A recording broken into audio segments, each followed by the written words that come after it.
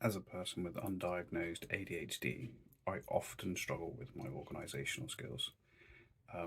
I've tried for years to have notebooks, post-it notes, reminders on my phone, lots of different things, and things just sort of end up not working. So this uh, ADHD Planner app is really useful because it keeps your tasks in one place, and it allows you to do so much more as well. And like, I haven't yet used all of it, but as I go, I'm using a little bit more each day. So I'm finding that it's going to be a really, really useful tool. Um, uh, it might not be for everybody, but I recommend at least giving it a try if you've tried everything else, or if you're new to trying stuff, just give it a go.